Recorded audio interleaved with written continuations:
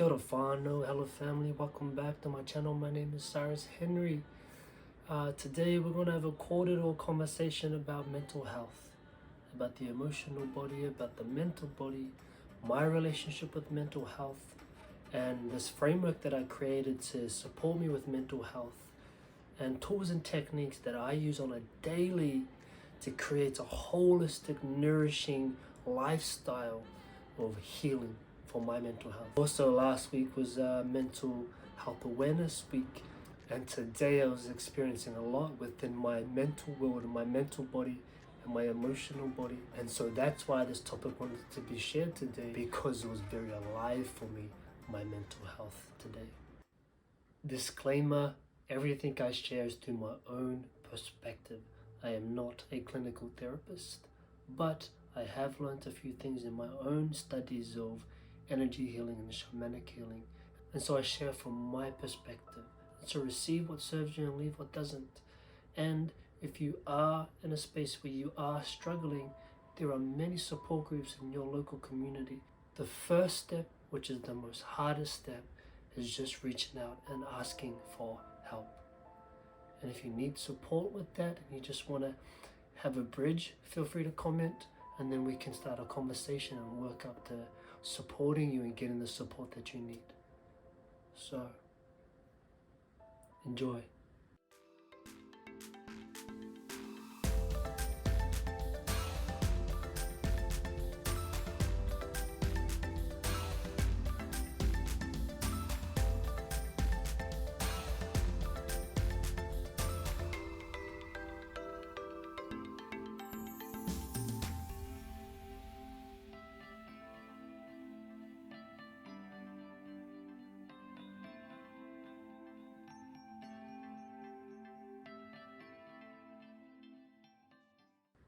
In this moment, I am feeling tension in my eyes, feeling tension in my jaws. I'm feeling tightness in my solar plexus. I'm experiencing a sense of anxious energy. There's a sense of frustration in my chest. I'm feeling tiredness in my body and in my eyes. There's a sense of anger as well, just below the frustration. The frustration is here, there's a sense of anger.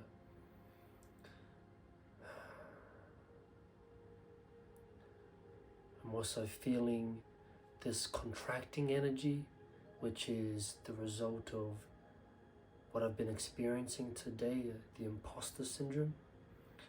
I'm feeling this contracting, depreciating energy, which is also scarcity. I'm feeling in a state of scarcity.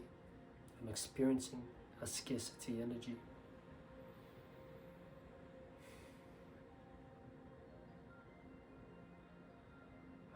Now I'm feeling a sense of relief by sharing that. I feel my breath.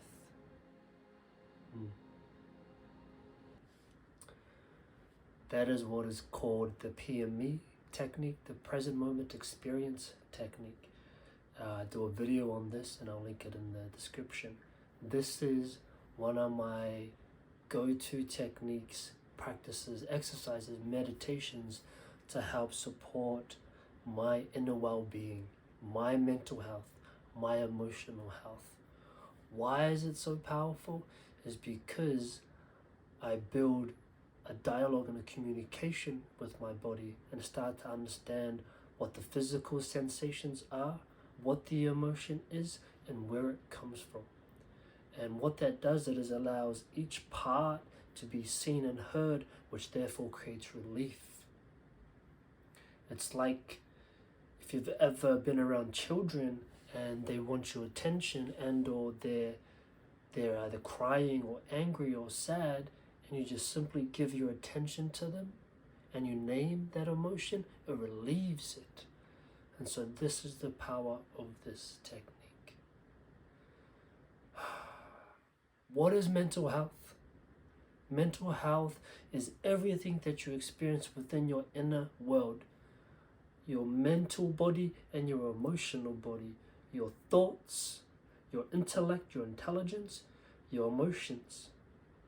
Emotions such as anger, sadness, joy, grief, despair, jealousy, shame.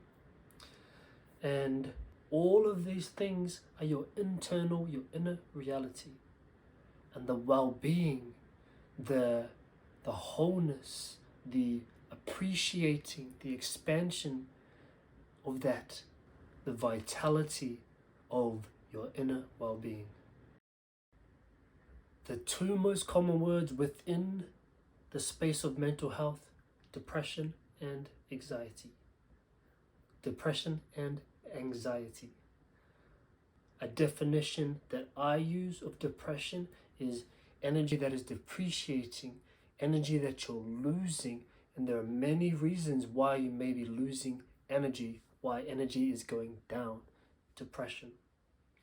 Anxiety is worry of the future, worry of your safety in the future, projecting into the future. Now, what I mean by safety, it's not so much physical safety, it's psychological safety, it's emotional safety, it's mental safety.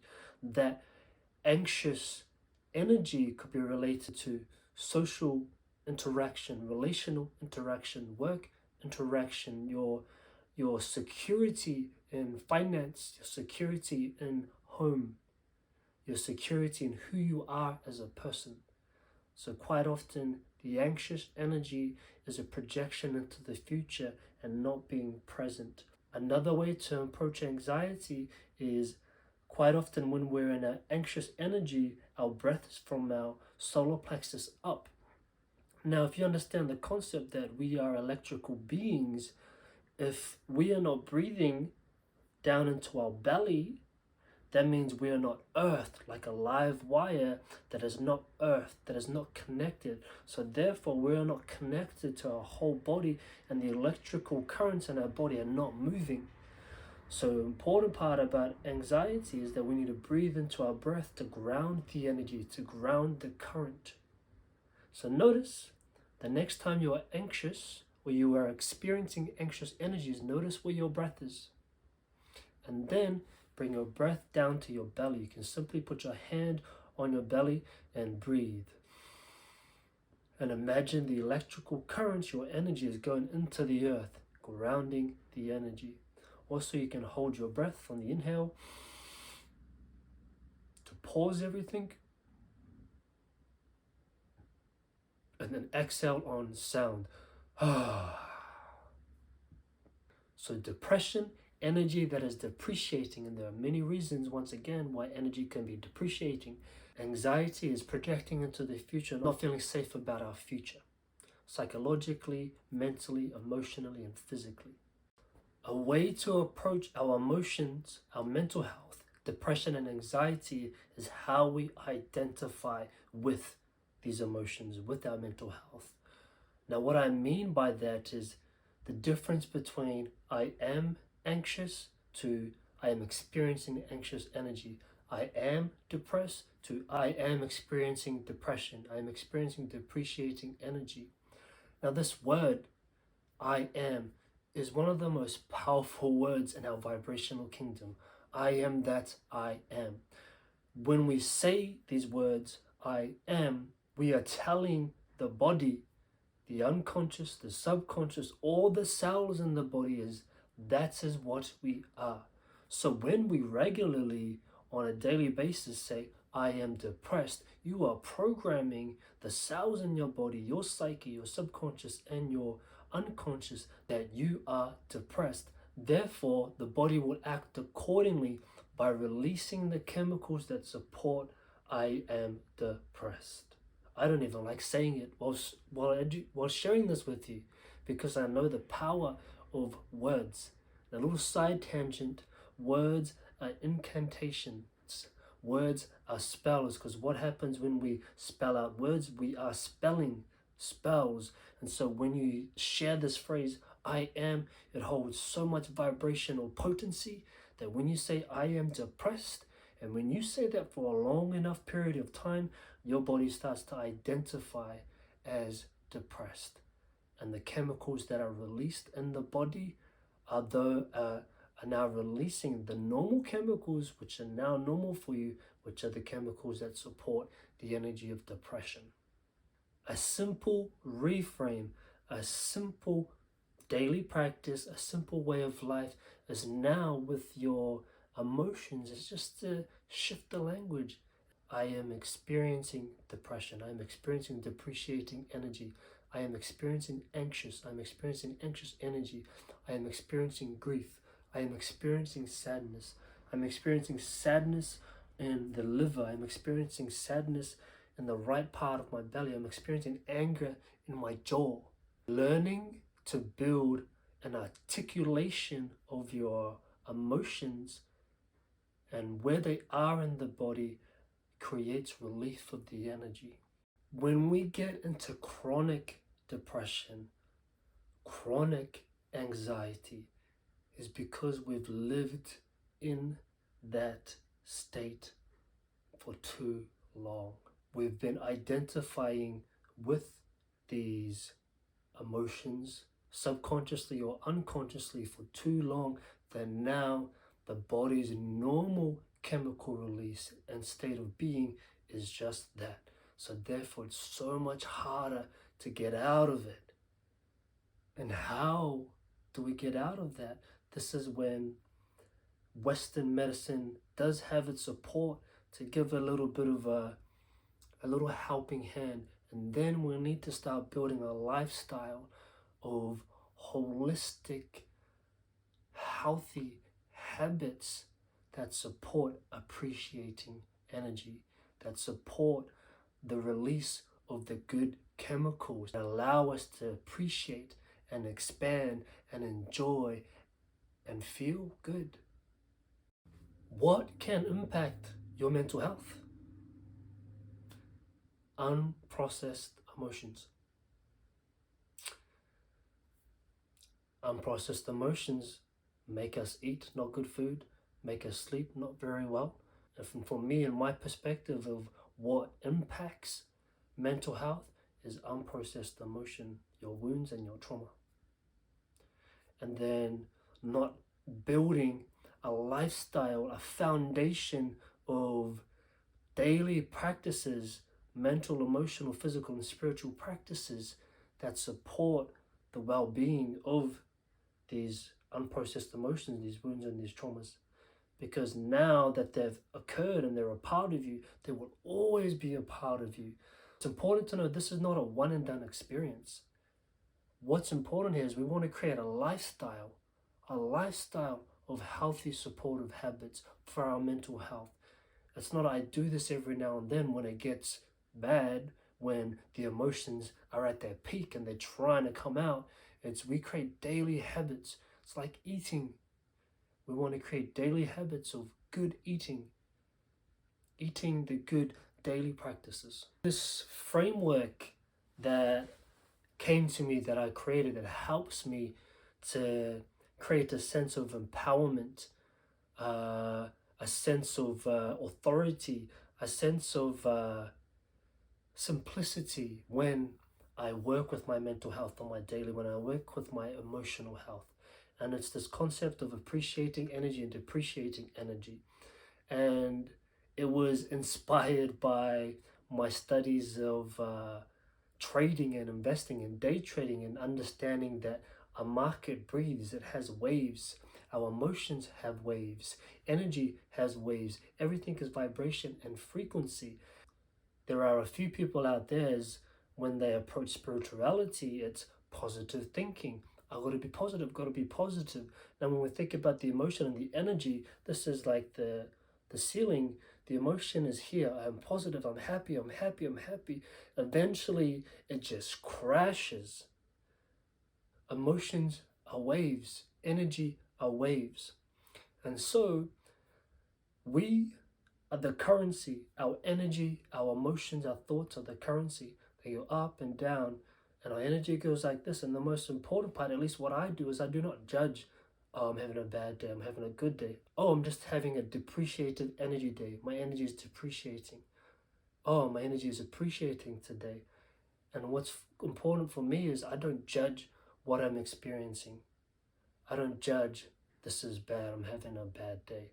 I just understand it from a very simple, basic approach of, oh, I'm having depreciating energy. I'm having appreciating energy. And then I understand why I'm having depreciating energy and why I'm having appreciating energy. So, recap: waves, energy, emotion, boom. Now, if you understand the chart, at least the line chart, right? You have the waves, and then it creates a new high, and a new high. And so to use this example of depreciating and appreciating energy, it referred to chronic depression. Imagine this is like a zero line, and then below is the negatives. So when we experience chronic depression, say we're usually up here in a 50 to 180. Then when we start to identify with the depression and our waves start to go lower, our baseline goes here, and therefore we start hovering at a lower baseline. And so for someone to break out of chronic depression or anxiety, there's just so much work to come back to a state of normality, which feels so foreign because of now resonating down at this state for so long. And this also speaks to raising your vibration, because you want to create a new baseline that's higher. And for me, that's what I'm always aiming to do. Is like, where am I? Cool. How can I create a new baseline of more expansion? And then I create a new baseline, as opposed to I have this big expansion and then I come back to before. I'm always wanting to create a new baseline. So what influences appreciating energy and depreciating energy? The basics: your consumption, food, sleep, nature, technology, environment, people, your living space. The food you eat will either give you appreciating energy or depreciating energy. Too much sleep or not enough sleep will either give you appreciating energy or depreciating energy. Too much technology will give you depreciating energy. The people you surround yourself with will either give you appreciating energy or depreciating energy. The environment, your living space, will either give you appreciating energy or depreciating energy. Now, those last two, environment and people, are a bit tricky. There's a bit of layers there, and you may be in a place where those people are your family. Your environment isn't the best environment. So that is appreciating and depreciating energy, a framework that I work to understand myself when I'm going through my day and I'm checking in with my energy. Where's my energy? Is it appreciating or is it depreciating? Is it consolidating? And so then I understand, cool, how do I create appreciating energy here? Do I need to sleep more? Do I need to have some food that'll give appreciating energy? And so today I was in depreciating energy because of my lack of sleep over the weekend, because of the amount of technology that I've been exposing myself to, because of mainly those are my two things. And so I check in, cool, depreciating energy. These are the things that influence depreciating energy. Great. So how am I going to create appreciating energy? Better sleep, better food. Awesome. It might be changing your environment, changing the people you hang out with. These are 11 techniques that are my daily that I do every day. Once again, mental health is a lifestyle. The healing of the mind, body, spirit is a lifestyle. It's not a thing you do when you need to do it, when it's too late. Create a lifestyle, so get into the daily habit of living a life of healing. So, first technique: don't touch your phone in the morning. Give yourself space, at least 20 minutes minimum. I don't touch my phone for at least 2 hours. Sometimes when I do touch it, and I have been watching myself, notice when I do touch it, my energy depreciates very quickly. I have maybe an hour of good energy, and then it depreciates very quickly because of the exposure to technology, the endorphins that kick in from my phone. Because when you go into your phone, instantly it puts you into reaction, and now you're just catching up. And therefore, The body is going forward, the spirit is behind because the spirit hasn't woken up, the mind hasn't woken up, the emotions haven't woken up, and therefore you're just trying to catch up to yourself because the phone triggers reaction and you're just reacting. Don't touch your phone for the first 20 minutes. And another hack there, you can set your alarm as positive affirmations. I did this for years when I was younger. Like every week I'll change it from different positive affirmations. Could be abundance, could be self-love, could be presence. And I'll wake up to I am love, I am grace, I am abundant. And it'll allow me, and it'll create this appreciative energy and this expansion. So I start the day with appreciating energy. Number 2, breath work. We did that at the start, breath work. So do that same technique, breathing into the belly. Notice where your breath is, ground in. Number 3 is one of my most recommended, journaling. Journaling. What journaling is for me is it is a conversation with myself. I've learned to understand how to express, how to communicate with myself, how to build a dialogue and a relationship with myself. Some people struggle with journaling, whereas the important part is just to write. Ask yourself, give yourself prompts. How are you feeling? Tell me more. And I just write. I don't write anything specific. I don't have a structure. I just write down all the thoughts and talk to myself, and therefore build a dialogue and a relationship with myself. My belief and my perspective is if you cannot communicate with yourself, how are you going to communicate with others? So if you can communicate your emotions with yourself, once again, it creates alleviation, it creates relief, because you start to see those emotions and those parts. It's like a classroom full of children. If a children is trying to get your attention, he's upset or angry and you ignore him, he's just going to act out more.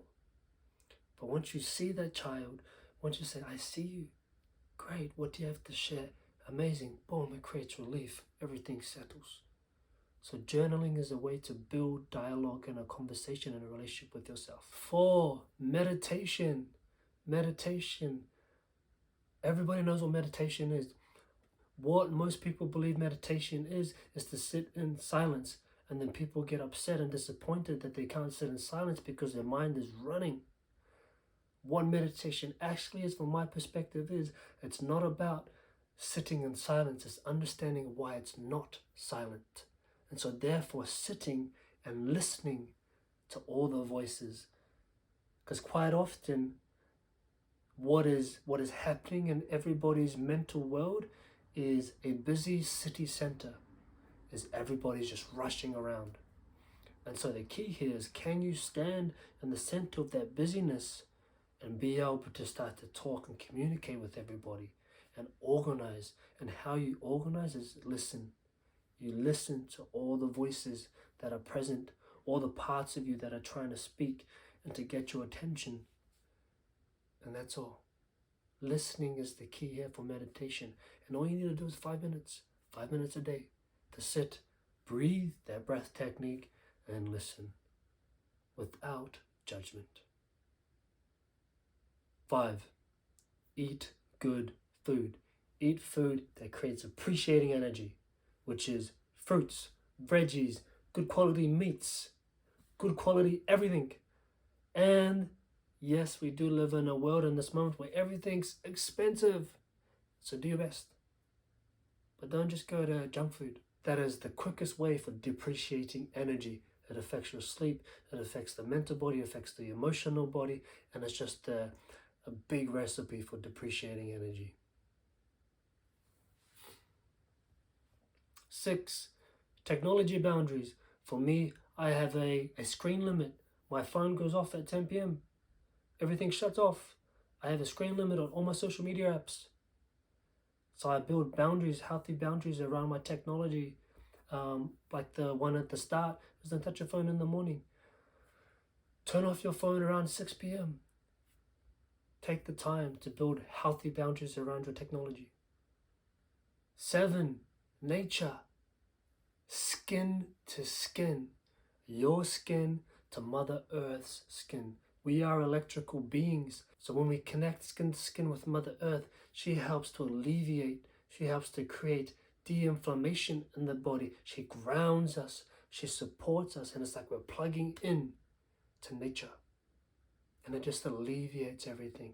Nature is the biggest medicine. Get outside. Eat. Good quality sleep. Good quality sleep, which can be impacted by your thoughts, which can be impacted by your food, which can be impacted by technology. But set a good sleeping routine. There are many things also that can impact sleep, such as unprocessed trauma, unprocessed emotions, and other physical ailments that may be impacting your sleep. A good quality sleep. Number 9, build community.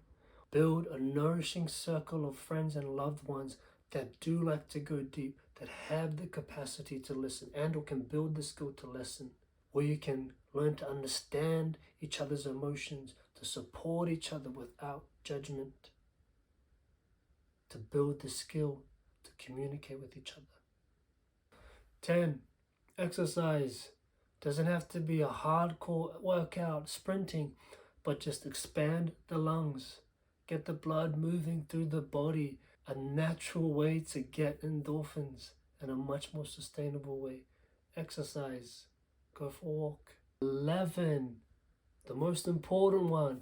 Play, dance, music. Be the child. Be the child. Be the child. Your inner child. Play. The best way to learn is to play. The best way we connect is through play. The best way we heal is play. Play, music, dance, the arts, the child. So a lot of those are basic, simple ways to incorporate into our life to support the well-being of our mental body and our emotional body, to support our mental health. There are a couple of big ones in there, like the technique that I shared at the very start, the present moment experience technique is a great way to start to build intelligence on how to work with your mental body and your emotional body. The breath work is a great way to ground, to support the energy of the mental body and the emotional body. And then all of those are just daily habits, your lifestyle. It's how to build a lifestyle to support your mental health. A wise man said to me, it's simple. Just do the simple things. Do the simple things that are innately natural, that are part of nature, because we are nature. And so to bring this to a closing, mental health isn't something you do every now and then. Mental health and healing is a way of life. It's how can we build a lifestyle of healing? How can we build a lifestyle of health? How can we build a thriving life of vitality? The most important part that I like to reiterate is identity. Is shifting your language between I am to I am experiencing. That is the most important message that I want to share with you, is your identity, on how you identify with emotions. You are not your emotions. You are not your past. You are not your story. You are not what happened to you or what is happening to you. You are what you are becoming. You have a choice. Make the choice. Step into courage and bravery and make the choice to live the life that you deserve, that is your divine right. There is this quote, and I've just changed it a little. Be mindful of the words you say, for the inner warrior, the inner king, the inner queen, the inner lover, the inner father, the inner mother are listening, and they will be lessened by that. And if you tell all these inner parts of you what they are for long enough, I am depressed, they will start to identify as depressed. And so just a shift of paradigm, just a shift of language can create appreciating energy. So once again, you are not your emotions. You are who you choose to be. And who you choose to be is either you are choosing or your past is choosing for you. So I believe in you. Step into courage, step into bravery, and step into a life of healing. And it's simple. Just do the simple things. If you are struggling, if you are on the edge, if you are ready to walk out of this world, please reach out. Please. We would rather have you here than not. Please. If reaching out to someone in your community is challenging, comment on here and then let's build the courage and the bravery together to reach out, to build a community that can support you, that you can support yourself. But it's also important here that no one's going to save you. Only you can save yourself. Only you can choose to step into hope, to step into healing, to choose what to identify with. I love you, I love you, I love you. I hope this video has been supportive and given a different framework and a perspective on mental health. Dihe Muriora.